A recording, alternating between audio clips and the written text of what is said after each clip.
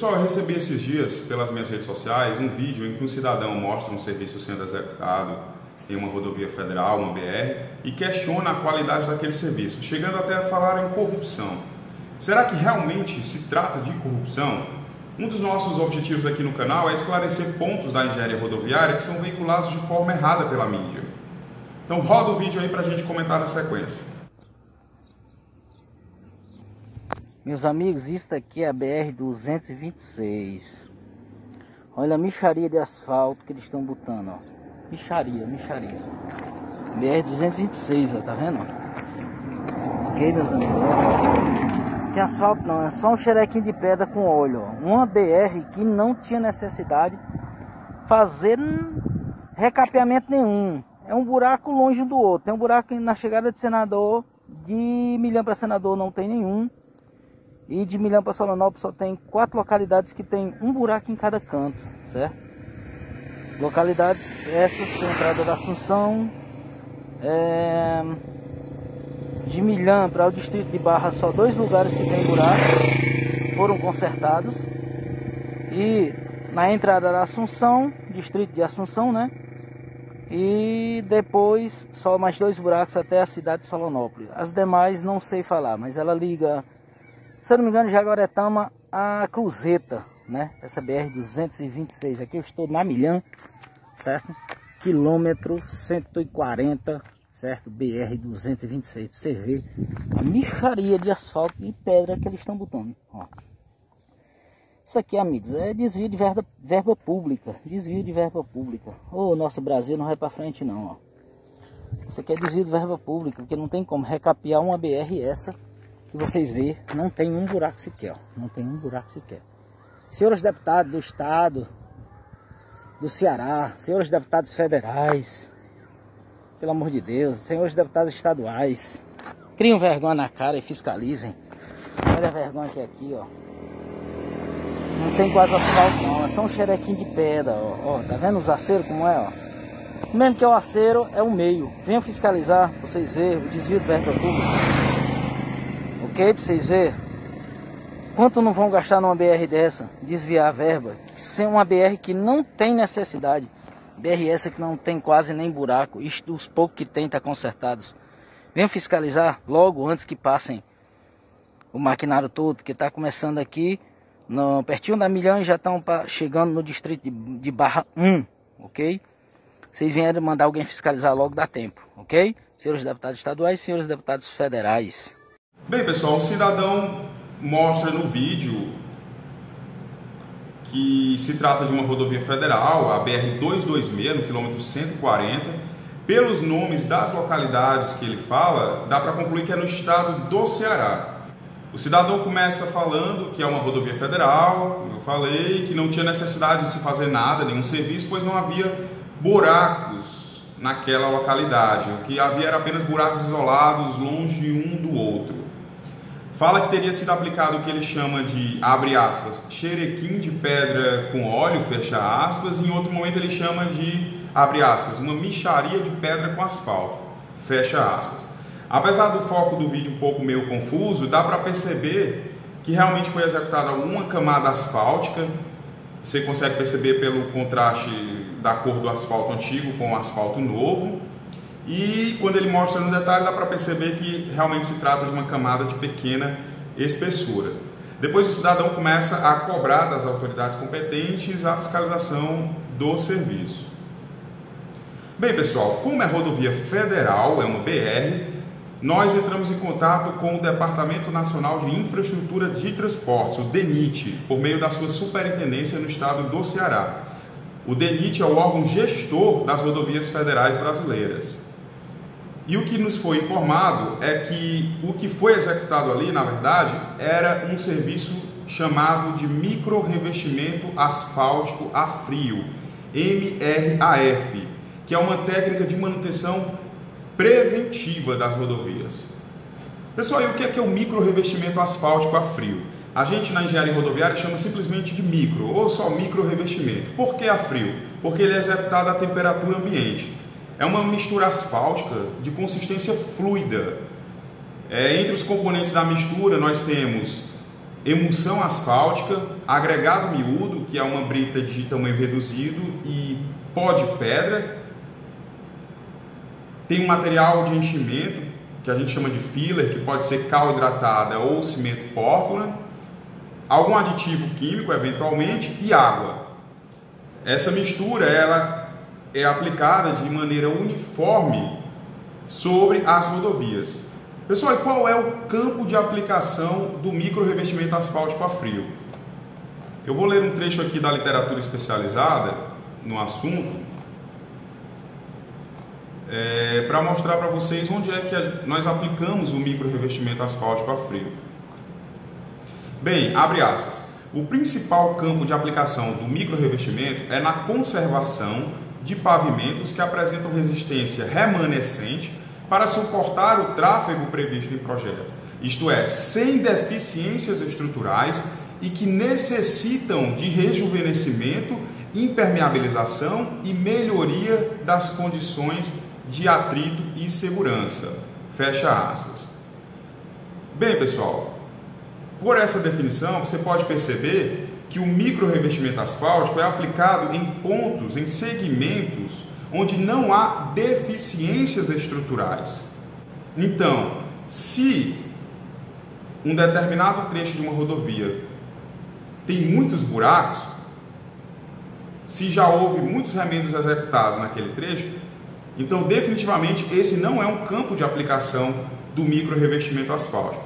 Como vocês viram, a literatura indica que o micro é aplicado em pontos onde não há deficiências estruturais. Então, pessoal, qual é o campo de aplicação do micro revestimento asfáltico? O micro é aplicado em trechos que estão aparentemente em boas condições. Por que eu falo aparentemente? Porque, primeiro, você não conhece o histórico da rodovia. Então, você não sabe há quanto tempo aquela rodovia foi construída, há quanto tempo ela passou pela sua última manutenção. Segundo, a olho nu você não consegue identificar alguns defeitos presentes no pavimento. Você trafegando a 120 km por hora, você não consegue identificar as fissuras, as trincas ou alguma irregularidade na superfície do pavimento. Trincas e fissuras no pavimento têm um efeito negativo, porque elas permitem que a água das chuvas penetre no pavimento e isso, o que é uma trinca, uma simples fissura, vai se agravando com a ação do clima e do tráfego e gera o que a gente já sabe, buraco. Então, trincas e fissuras são defeitos, e são defeitos naturais na rodovia. Com o tempo, com a ação do tráfego, com a ação do clima, o asfalto vai oxidando, o asfalto vai envelhecendo, vai se tornando rígido e ficando quebradiço. E aí começa a trincar. Outro defeito que você não consegue perceber a olho nu é as irregularidades na superfície do pavimento. Essas irregularidades podem propiciar, por exemplo, o acúmulo de água e o seu carro vir a aquaplanar, que é um problema sério em rodovias. Então você tem aquele acúmulo de água, você vem a partir de uma velocidade crítica, e o seu carro, você perde simplesmente o controle do seu carro, ele aquaplana. Então são defeitos que a olho nu nós não conseguimos perceber. Então, pessoal, aí é que o micro revestimento asfáltico entra. Ele entra como uma técnica de manutenção preventiva. Não há buracos ainda no trecho, mas existem defeitos que os técnicos das rodovias vão lá e identificam, e você vai tratar esses defeitos. O micro revestimento, como ele tem uma consistência fluida, ele vai atuar selando essas trincas, preenchendo essas irregularidades no pavimento, devolvendo as condições de atrito que foram perdidas pelo desgaste natural do pavimento. Então ele dá o micro revestimento dá aquela rejuvenescida no pavimento. Bem, pessoal, eu estou compartilhando com vocês aí um vídeo que mostra o serviço que foi executado naquela rodovia. São imagens do local. Então, como eu falei para vocês, o nome técnico do serviço é micro-revestimento asfáltico a frio. A frio porque não há aquecimento prévio dos materiais, é executado a temperatura ambiente. Esse serviço é feito por esse caminhão especial, que a gente chama de usina móvel, onde na parte do reboque tem os depósitos, os silos, com areia, com filler, com aditivo, com a emulsão asfáltica e com a água. Primeiro o agregado cai do silo numa esteira e é transportado até a parte traseira, onde é misturado com filler, depois com a água, depois com aditivo e por fim com a emulsão asfáltica, de acordo com as dosagens definidas em projeto. Por fim, a mistura pronta cai numa caixa de distribuição diretamente na rodovia, na espessura também definida em projeto. Não há necessidade de compactação. Uma vez aplicado na rodovia, você tem que esperar somente o tempo de cura da mistura para poder liberar ao tráfego. Esse tempo pode variar de 1 a 3 horas. Geralmente, o micro é feito na espessura de 1,5 cm, com aplicação de 2 camadas sucessivas de 7,5 mm.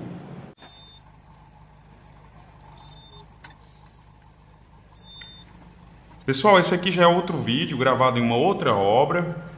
Nele eu mostro mais detalhes da usina móvel do micro-revestimento. Vocês podem ver aí no detalhe o misturador e a caixa distribuidora. Observem a consistência fluida do micro-revestimento. Observem também que durante a aplicação ele apresenta uma coloração marrom. Após o tempo de cura, a coloração muda e o micro passa a apresentar uma cor preta, mais escura. Eu quero chamar também a atenção de vocês para esse aspecto de lama que o micro apresenta. Na verdade, o micro-revestimento asfáltico é uma evolução de uma outra mistura asfáltica chamada lama asfáltica, exatamente por conta desse aspecto de lama. Então, observe aí a usina se movendo para frente e os rasteleiros, os chamados rasteleiros, dando auxílio, espalhando alguma mistura asfáltica para corrigir eventuais falhas.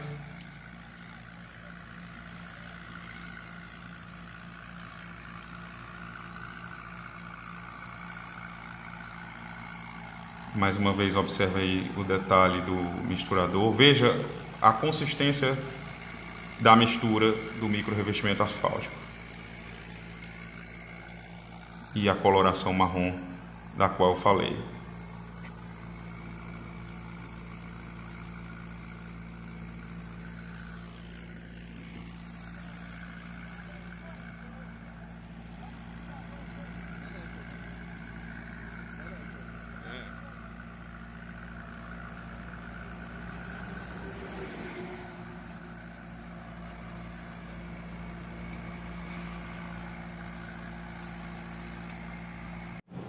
Então, pessoal, definitivamente não há que se falar em corrupção ou desvio de verba ou qualquer conduta de má-fé.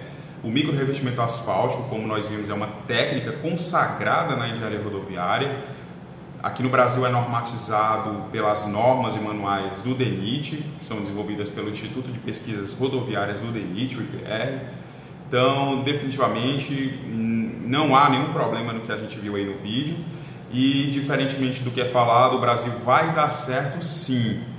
Pessoal, para a gente encerrar o nosso vídeo, eu quero chamar a atenção de vocês para a seguinte questão. Todo e qualquer questionamento dos usuários das rodovias é legítimo e importante. Afinal, são os usuários que financiam os recursos que são utilizados nas rodovias. Agora, é um rito legal a ser seguido. Antes de postar vídeos dessa natureza, a primeira coisa que você tem que fazer é identificar os responsáveis por aquela rodovia. Como nós falamos no caso de rodovias federais, é o DENIT, Departamento Nacional de Infraestrutura de Transportes. Então, uma vez que você identificou esses responsáveis, você pode ir lá e consultá-los diretamente. Os órgãos públicos têm por direito fornecer quaisquer informações que a sociedade em geral deseje saber. Há em todos os órgãos públicos, em qualquer esfera de atuação, ouvidorias que podem ser consultadas por meio de telefone ou pela internet. Então, há esse caminho a ser seguido. Se você não ficar satisfeito com a resposta oficial que você vem a receber, ainda há outras instâncias que podem ser consultadas. Os órgãos públicos federais, por exemplo, são auditados internamente por auditorias internas e ainda pela Controladoria Geral da União, a CGU. E ainda há o controle externo, que é feito pelo Tribunal de Contas da União, que é um órgão vinculado diretamente ao Congresso Nacional. Há ainda também Polícia Federal, Ministério Público. Então, há como você, primeiro, certificar-se do que é que está acontecendo, que serviço está sendo realizado, antes de postar qualquer conteúdo sem embasamento ou sem explicação técnica. Lembre-se que quando você posta conteúdos dessa natureza, você não está prejudicando somente a imagem de um órgão público, um ente abstrato. Você está prejudicando a imagem de vários profissionais que estão envolvidos com aquela obra, sejam servidores públicos ou colaboradores das empresas que estão executando o serviço. Então é preciso agir de maneira prudente e responsável antes de se falar daquilo de que não se tem conhecimento. Então fica o meu apelo, eu espero que vocês tenham gostado do vídeo. Se tiverem sugestão de alguma pauta para a gente discutir aqui, se quiserem comentar para esclarecer alguma coisa, é só deixar nos comentários. Curtam o vídeo, compartilhem-no, se inscrevam no nosso canal no YouTube e sigam a nossa página no Instagram. E até o próximo vídeo.